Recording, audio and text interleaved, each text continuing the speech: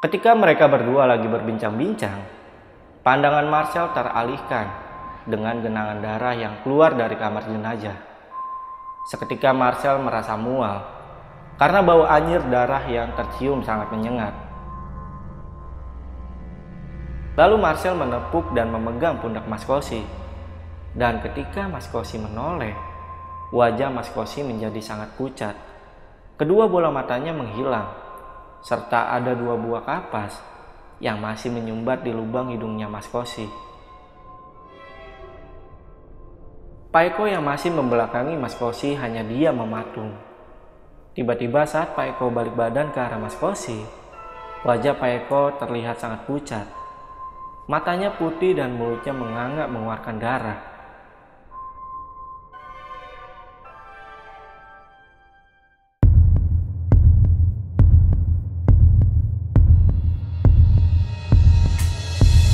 Halo semuanya, kembali lagi di Lentar Malam bareng gue Jamal. Di segmen cerita horor kali ini, gue akan menceritakan sebuah kisah dari narasumber bernama Marcel. Dan kisah ini sendiri udah ditulis oleh narasumbernya sendiri di akun Twitternya. Jadi buat teman-teman yang mau baca versi tulisannya, kalian bisa langsung aja follow akun Twitternya, ada di @penulismalam94. Dan gue mau terima kasih sama Marcel karena udah diizinin bawain kisahnya dan juga kiriman kaosnya yang sekarang gue pakai nih. Thank you sekali lagi untuk Marcel. Nah, gue mau ingetin juga buat kalian yang punya pengalaman horor dan mau jadi narasumber di Lentera Malam atau mau sharing cerita pengalaman horor kalian, langsung aja kalian DM ke IG-nya Lentera Malam yang ada di @lentaramalam.id. Dan kalian juga bisa mampir ke akun IG pribadi gua, ada di @jamaludin_daris. Dan untuk semua linknya gua taruh di deskripsi. Nah, kisah yang akan gue bawakan kali ini tentang pengalamannya Marcel saat dia bekerja di salah satu rumah sakit. Hingga kemudian dirinya didatangi oleh arwah korban tabrak lari yang berada di kamar jenazah cukup lama. Dan buat kalian yang penasaran sama lokasi rumah sakitnya di mana dan gimana cerita lengkapnya, tonton videonya sampai habis. Dan tanpa basa-basi lagi, cerita horor kita mulai.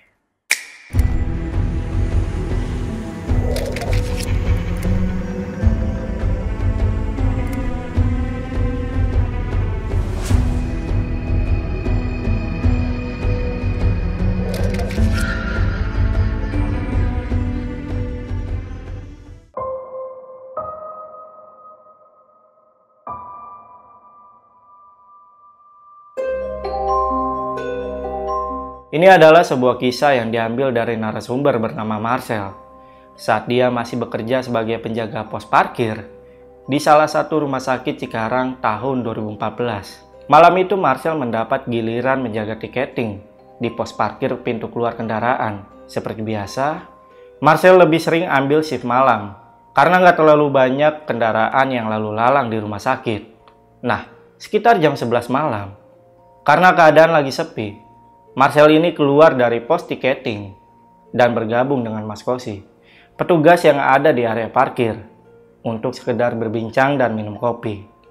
Nah, baru beberapa saat Marcel duduk di luar pos, ada ambulan jenazah yang datang dan langsung berhenti di depan ruang jenazah.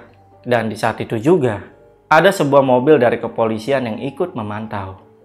Sebagai gambaran, letak ruang jenazahnya ini ada di dekat pos pintu keluar. Nah, Mas Kosi yang kepo langsung menanyakan soal peristiwa yang terjadi kepada polisi. Polisi menjawab dengan ramah pertanyaan dari Mas Kosi. Katanya, kalau peristiwa ini adalah peristiwa korban tabrak lari di jalan yang gak jauh dari rumah sakit. Kepala korban pecah karena terlindas sebuah truk dan si pengemudi berhasil kabur. Tapi polisi sudah mendapatkan cukup bukti untuk pengejaran pelaku dari beberapa saksi yang melihat kejadian naas di TKP. Polisi juga menjelaskan jika dia masih mencari identitas dari korban karena si korban tidak membawa kartu tanda penduduk atau tanda pengenal lainnya. Ketika mereka berdua lagi berbincang-bincang, pandangan Marcel teralihkan dengan genangan darah yang keluar dari kamar jenazah. Seketika Marcel merasa mual karena bau anyir darah yang tercium sangat menyengat. Gak kuat bau amis darah ya mas. Kondisi korban tadi memang parah. Kepalanya pecah sampai otaknya juga berceceran. Kok bisa separah itu pak? Memang kejadiannya gimana pak? Iya, korban tabrak lari. Awalnya motornya jatuh dan dari belakang tiba-tiba muncul truk tronton yang langsung melindas. Innalillahi wa inna ilaihi rajiun. Setelah pengantaran jenazah selesai, polisi kemudian pamit meninggalkan rumah sakit. Marcel dan Mas Kosi yang masih duduk di luar dekat kamar jenazah kini saling pandang.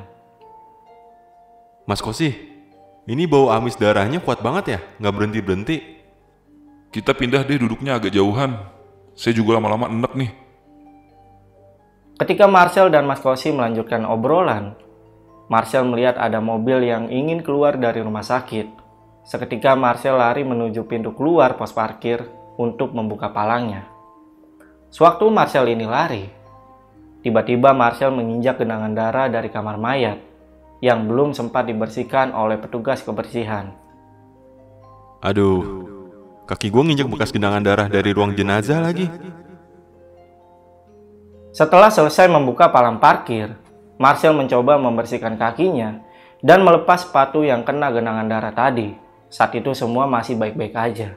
Marcel sendiri bahkan sampai lupa kalau sepatu yang tadi terkena genangan darah belum dia bersihkan.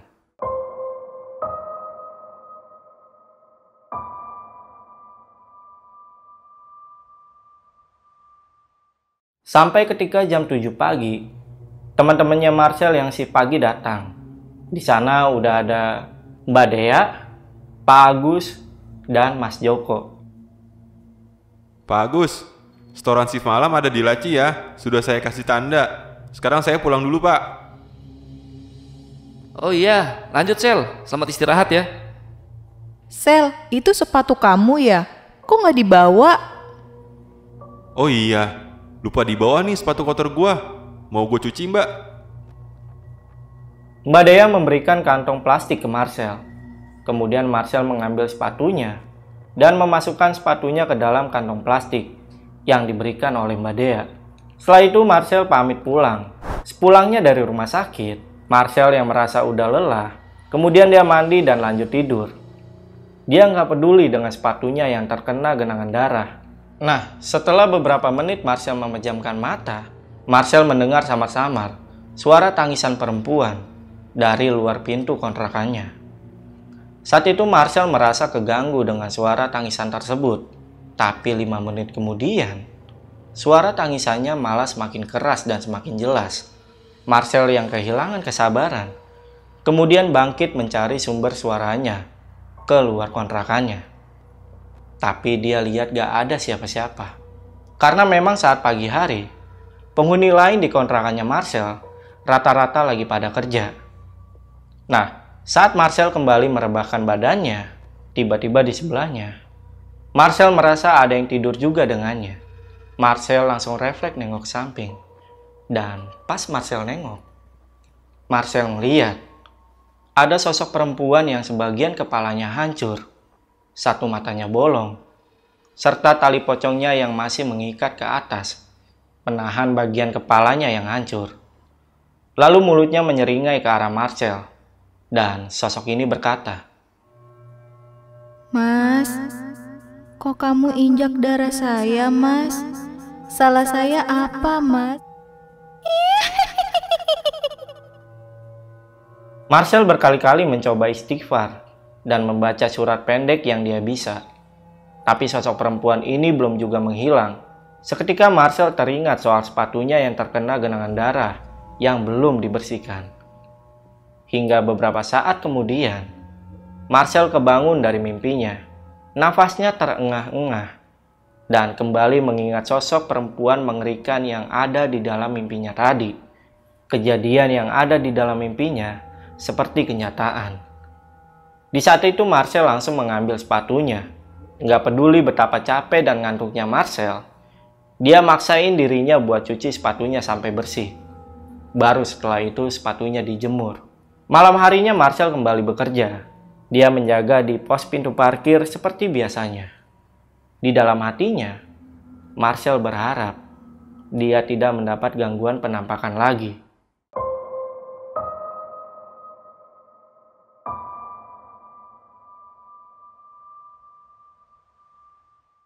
Beberapa saat kemudian, Mas Kosi datang dan ngasih tahu Marcel soal korban tabrak lari yang semalam. Yang ternyata masih belum ada pihak keluarga dari korban yang datang dan membawa jenazahnya, dikarenakan masih belum ditemukan identitasnya.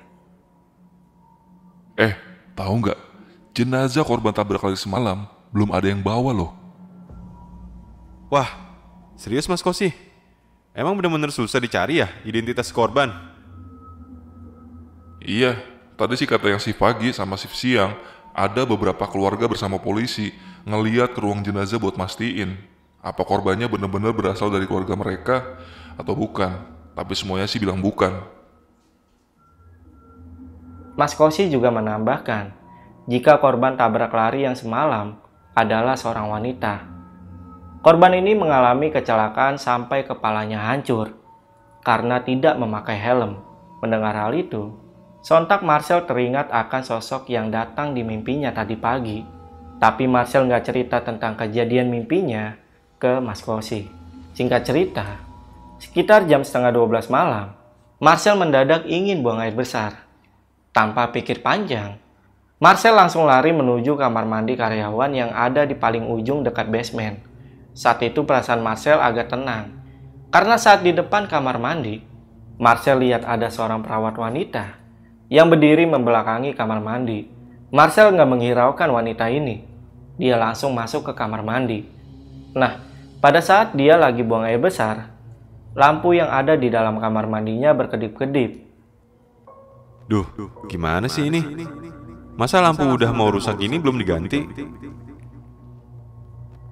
Dengan segera Marcel menyelesaikan buang air besarnya dan bersiap kembali ke pos parkir. Dan baru beberapa langkah keluar kamar mandi, Marcel melihat perawat perempuan yang dia lihat tadi di kamar mandi lagi duduk sendirian di tangga menuju basement. Feeling Marcel udah nggak enak. Dia mencoba menghiraukan dan gak mau negor perawat perempuan itu. Dan benar saja, baru beberapa langkah berjalan, tiba-tiba ada suara ketawa kuntilanak dari belakangnya Marcel. Marcel yang ketakutan langsung lari ke area pos. Sesampainya di pos parkir, di dalam pos ada Mas Kosi yang sedang duduk menatap ke layar monitor. Dengan suara terbata-bata dan keringat dingin, Marcel cerita ke Mas Kosi. Mas Kosi, tadi saya habis ngedenger suara cekikikan kuntilanak. Untung aja saya nggak ditampakin wujud aslinya, Mas. Mas Kosi hanya diam dan tidak merespon perkataan dari Marcel. Lalu Marcel menepuk dan memegang pundak Mas Kosi. Dan ketika Mas Kosi menoleh, wajah Mas Kosi menjadi sangat pucat. Kedua bola matanya menghilang, serta ada 2 buah kapas yang masih menyumbat di lubang hidungnya Mas Kosi. Kayak gini nggak wujud aslinya, Sel? Melihat hal itu, seketika kakinya Marcel langsung lemas dan semua menjadi gelap.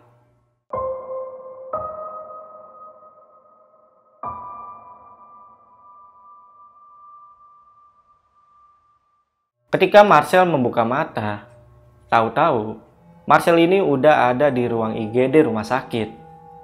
Kepalanya terasa pusing. Lalu ada seorang perawat yang menghampirinya.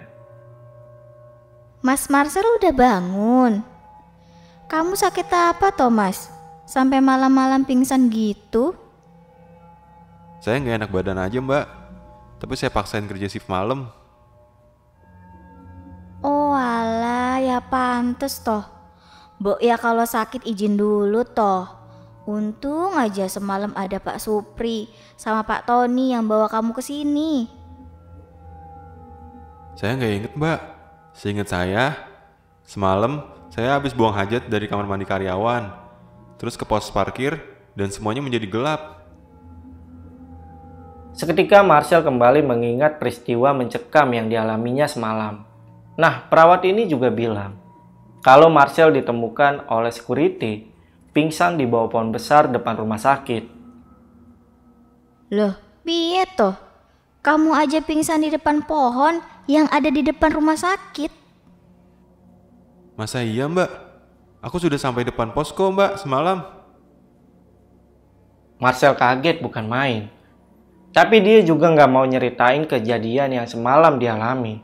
Sekitar jam setengah 8 pagi, Pak Agus datang untuk melihat kondisi Marcel. Dan Pak Agus juga ngasih info ke Marcel kalau dia diliburkan mengingat kondisi Marcel yang belum pulih. Marcel segera mengemasi barangnya yang tertinggal di pos parkir. Lalu dia diantar pulang oleh Mas Jupri. Sepanjang jalan, Mas Jupri dan Marcel saling berbincang. Dan di sini Mas Jupri ngasih tahu ke Marcel. Katanya, sekitar jam 6 pagi saat Marcel masih pingsan, jenazah wanita korban tabrak lari malam itu sudah ditemukan dan dibawa oleh keluarganya. Mas Jupri juga cerita kalau korban ini merantau sendirian di Cikarang. Keluarganya berasal dari Jepara. Ibunya sampai pingsan saat melihat jenazah anaknya yang kepalanya sudah hancur. Saat itu juga, korban langsung dibawa oleh mobil ambulan ke kampungnya. Menurut penuturan polisi yang saat itu juga sedang ikut mendampingi, si korban ini mungkin mau keluar cari makan malam. Makanya dia nggak pakai helm dan nggak bawa tas atau dompet. Cuma ada uang 15.000 yang ada di saku celananya. Namun naas, saat itu juga ia mengalami kecelakaan.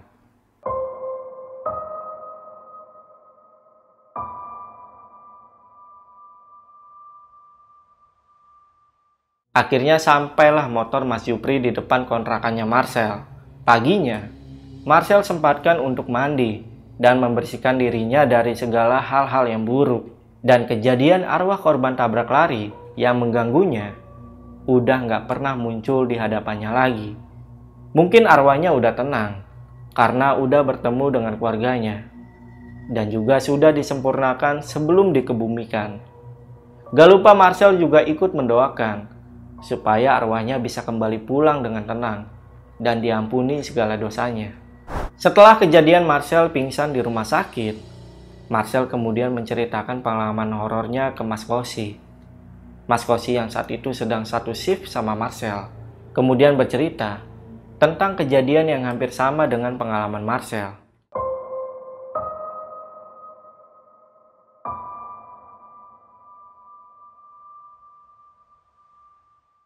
Kejadian peristiwa yang dialami Mas Kosi terjadi di tahun 2011.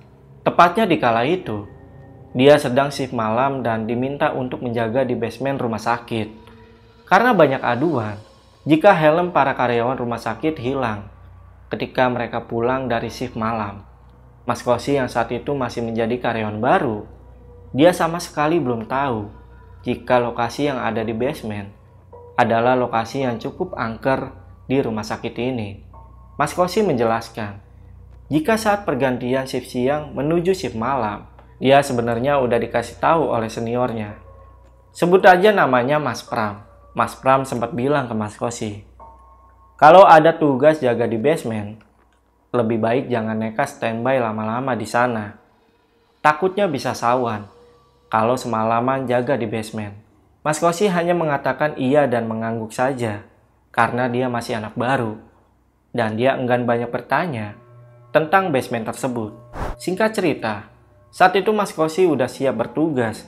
Dia memilih untuk duduk sendirian di basement. Mas Kosi hanya sesekali bangun dan mengitari basement. Nah, setelah dia ngecek di parkiran motor karyawan, kini fokusnya berpaling ke arah parkiran mobil.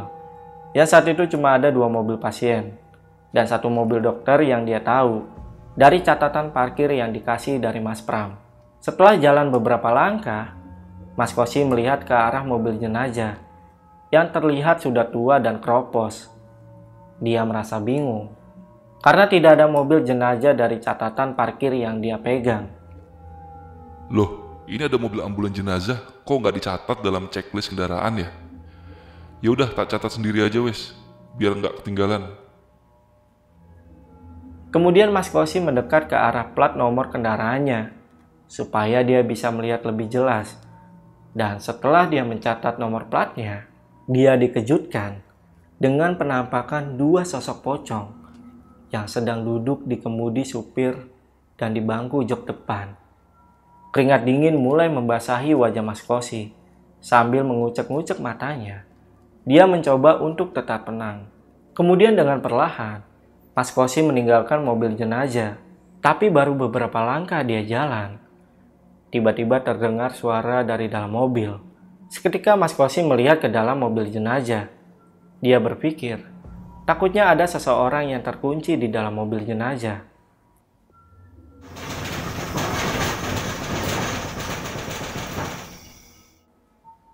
Dan saat Mas Kosi melihat ke dalam mobil, matanya terbelalak dengan pemandangan keranda mayat yang bergerak-gerak. Mas Kosi langsung balik badan dan dia mencoba untuk lari keluar dari area basement. Begitu dia lari, untungnya di depannya ada Pak Eko, satpam rumah sakit yang sama-sama lagi tugas malam. Alhamdulillah, untung ada Pak Eko di sini. Pak Eko lagi jaga di basement juga. Pak Eko yang masih membelakangi Mas Kosi hanya dia mematung. Tiba-tiba saat Pak Eko balik badan ke arah Mas Kosi, wajah Pak Eko terlihat sangat pucat. Matanya putih dan mulutnya menganga mengeluarkan darah. Melihat kalau itu bukanlah Pak Eko, di situ Mas Kosi langsung lari. Tapi entah kenapa, Mas Kosi dibuat seolah-olah tidak bisa keluar dari area basement. Dia hanya berputar-putar di area basement saja. Mas Kosi yang udah kelelahan akhirnya jongkok di sudut basement sambil membaca doa yang dia bisa. Mas Kosi mencoba memejamkan matanya. Dan pada saat memejamkan matanya, dia merasakan seperti ada helaian rambut yang menyentuh wajahnya. Lalu Mas Kosi membuka matanya perlahan. Yang dia lihat, di depan matanya hanya hitam dan gelap. Tapi ketika dia melihat ke atas, Mas Kosi melihat dengan jelas sosok kuntilanak yang menggantung dengan mulutnya yang menyeringai, serta rambutnya yang panjang, menjuntai sampai ke lantai. Karena udah gak kuat lagi, seketika Mas Kosi pingsan di basement.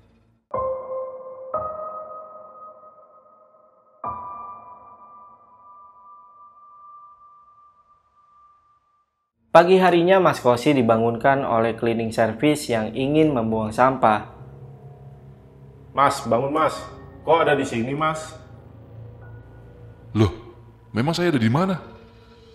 Ini masnya tidur semalaman di dekat bak sampah. Mendengar hal itu, Mas Kosi langsung kaget. Dia kemudian menceritakan peristiwa semalam kepada si cleaning service ini. Tapi bukan hal aneh lagi bagi cleaning service ini mengenai kejadian-kejadian mistis yang ada di basement rumah sakit ini. Dan cleaning service ini juga menceritakan soal mobil jenazah yang sudah tua dan keropos yang dilihat oleh Mas Kosi. Katanya, memang dulu pernah ada mobil jenazah yang sudah sangat tua di rumah sakit ini. Nah, karena dianggap udah nggak layak dan akan mengganggu pemandangan jika disimpan lama di dalam basement rumah sakit, akhirnya atas keputusan direksi rumah sakit, kemudian dipindahkanlah mobil jenazah tua tersebut yang entah kemana dipindahkannya.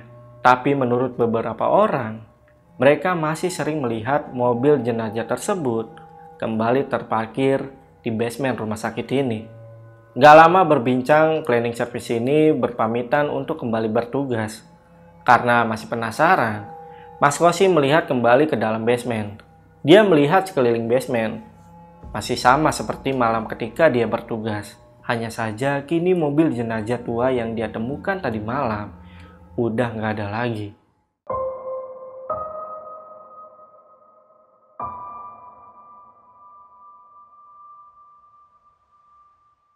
Jam 7 pagi, Mas Kosi yang masih sangat lemas, akhirnya pamit pulang dan menyerahkan catatan parkir kendaraan hasil semalam kepada temannya yang bertugas shift pagi. Dan temannya bilang, Mas, kok ini ada mobil ambulan di daftar catatan parkir Mas Kosi? Bukannya udah lama mobil itu dipindahin? Iya, saya semalam diganggu sama demit basement. Kapok saya jaga malam di situ lagi.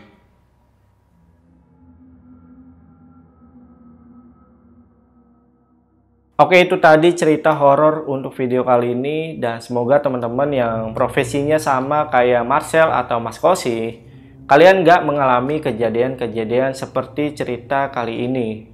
Tapi kalau kalian pernah ngalamin kejadian seperti Marcel atau Mas Kosi, kalian langsung DM aja ke IG-nya Lentar Malam, yaitu ada di @lentarmalam.id. Biar kalian bisa jadi narasumber atau share cerita kalian ke Lentar Malam. Dan jangan lupa juga nih, kalau next episode kita bakal ada podcast dengan Marcelnya langsung yang punya cerita ini nih. Dan dia akan menceritakan tentang ayah tirinya yang susah meninggal dan mengalami sakaratul maut sebanyak 5 kali. Karena selama masa hidupnya, beliau selalu menggunakan susu. Ya mungkin sekitar 30 menit, baru 30 menit itu ngasih tahu meninggal gitu. Melek lagi matanya, melek lagi. Kayak gitu yang bener-bener nafasnya tuh mau dicabut gitu bang. Apa ya, matanya tuh bener-bener udah kayak kebelalak lah. Kita ngelihatnya, aduh miris banget gitu ya. Sampai ngerasa, aduh wah menjelang mati tuh kayak begini ya gitu. Pak, Bapak sebentar lagi udah mau dijemput sama Yang Maha Kuasa. Bapak tolong ikhlas, Bapak tolong leburin semuanya yang ada di tubuh Bapak gitu. Bapak ikhlasin Pak gitu. Waktu Bapak udah sebentar lagi.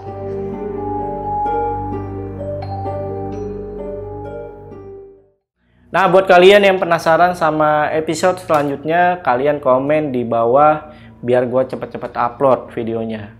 Oke, gue Jamal dari Lentar Malam pamit. Bye.